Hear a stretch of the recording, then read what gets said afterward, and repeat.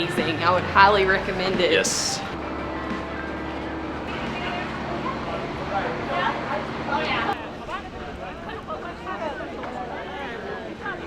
We made it.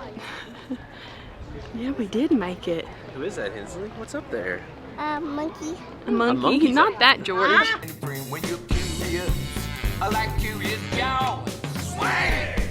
It's a different George. It's a George Washington, our first president. We can climb up there. Well, I don't know if we can climb all the way up there. We'll climb George. You want to climb George? Okay. I think this is one of those things that I've always pictured myself going to, but I didn't know if I'd ever make it here. So it's kind of cool seeing it in person. You know, he also invented macaroni and cheese. Yeah. He basically has a part in anything you spend money on in this town. It's everything's presidential. Well, I mean, if it's part of history, we have to do it, right? I think so. I think that's how that works. Grab a taste of history at the Memorial Ice Cream Shop.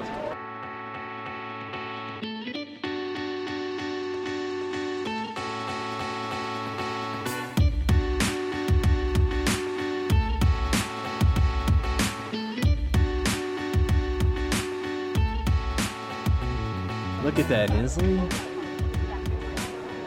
All right. You got George on the left, Thomas, Theodore, and Abraham.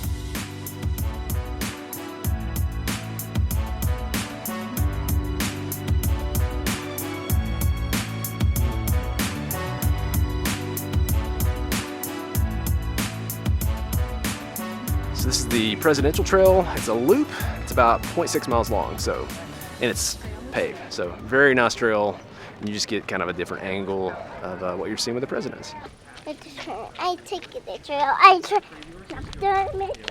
Every turn I take, every trail I track, every path I make, every road leads back. What is wrong with me? To the light, it's gotta be. Hi, run, mommy. You going to TP?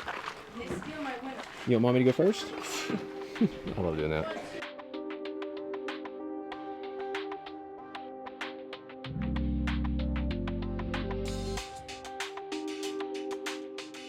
So 90% of Mount Rushmore was carved out with dynamite, but then the other 10% was done with like jackhammers and things like that that needed power. This is a giant air compressor that was at the bottom that was used to power the tools. This thing is huge.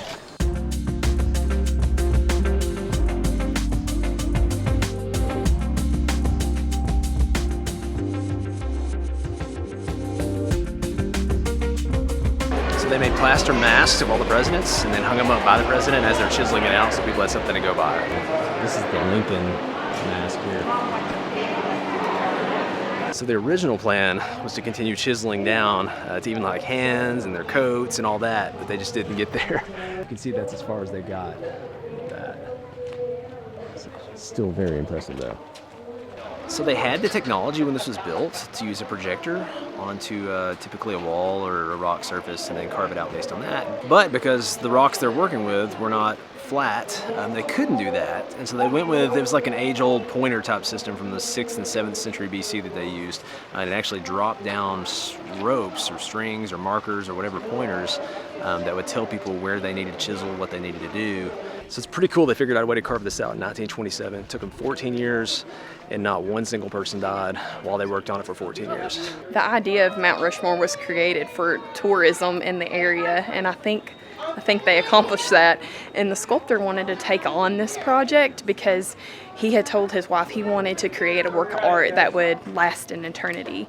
And carving presidents into the mountain, that'll do it for you. So they originally wanted to put this in the Needles, but the sculptor said that the granite just was not strong enough, so they chose Mount Rushmore. Originally they wanted to do just like kind of a American West, like Lewis and Clark type people up there, but the sculptor also said you need something broader, so they chose presidents to bring in the tourists. The sculptor actually actually passed away in 1941 in March, which is the year that it was completed, but his son took over and completed the project in October of 41. I think seeing things like this makes you want to do something great. You know, you look at these 4 guys and what they did for this country and the people it took, the architect and everybody that worked together to make this happen. I don't think we'll ever be on a mountain or we'll ever carve something into a mountain, but you know, sometimes it's just the small things in life that you can do for people to, I mean, we're hoping just to be encouraging and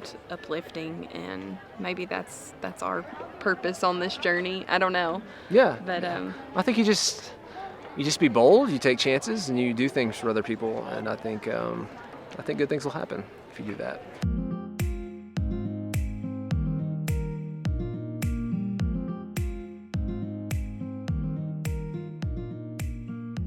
Who's gonna go get her, Marissa? Pretty safe area, and we've got an eye on her, so we let her go down there. But I don't know if she's the kind of kid that she'll come running back. She'll she's like making friends. Yeah. We don't have to worry about her socially. No.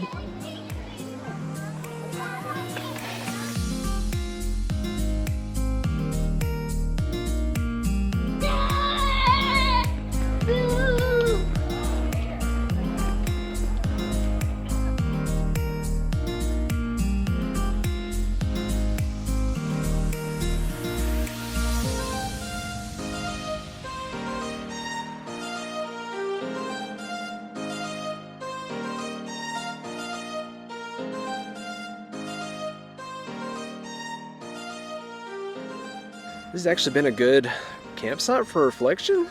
The campground, since it has no Wi-Fi, no cell phone service, Marissa and I both are on the opposite, on that same end of the spectrum of we can't work too much. We need to have that balance, that family time, that time for us, that time to relax. And when you've got your phone and usually your laptop with you 24/7, your work is right there with you, like literally like weighing you down, like in your pocket.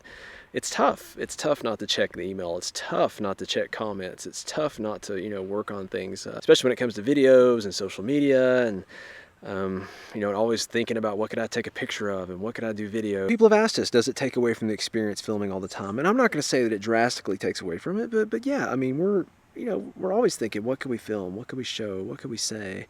But it's still great. It's enjoyable. We love going to these places, and getting to film it means we get to make a difference. So I'm not going to say that it's a bad thing necessarily, but you're always you're just always walking that line. If you're going to do the RV life full time and you're going to work from the road, especially if you haven't done that in the past in your home or whatever, it's tough. It's a tough balance. If you can find that balance, though, it's a great thing. It's a lot of pressure to know that you got to create. You've got to provide the value for the income, but at the same time, there's just that rewarding feeling of I'm providing value for income. I caught you.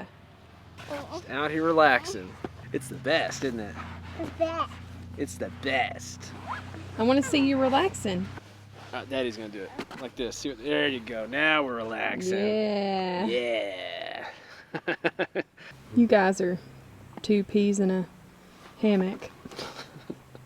That won't make your top 10 there, babe. Yeah.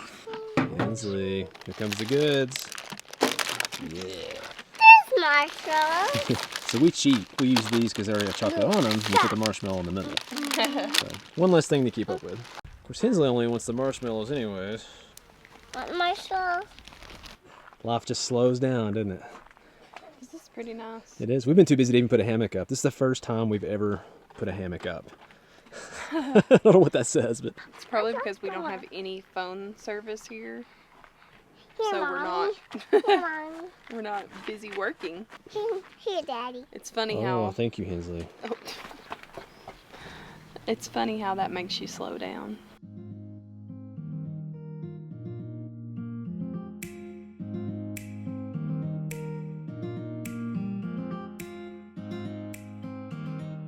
So I think if you're going to explore the Black Hills and Mount Rushmore and, Custer State Park, all that kind of stuff, Center Lake Campground, where we've been staying, is a pretty good spot. No hookups, so you got to be ready for that. But if you're cool with that, it's good. because it's the closest thing to first come first serve you can get in the whole park. And other than that, it's pretty much stuff outside of the park and private campgrounds, and it's been good. It's like, was it 25 minutes to Mount Rushmore, maybe 30 minutes? Yeah, it's not bad. It's been a really beautiful place. I've loved, like, there's a constant smell of campfire. We're like, something about, it's just magical camping in the forest with all the trees around. Oh, well, you got there, Hensley. Thank you. Oh, thank you. Oh, one for me? You're so sweet and so You dirty. are covered in black.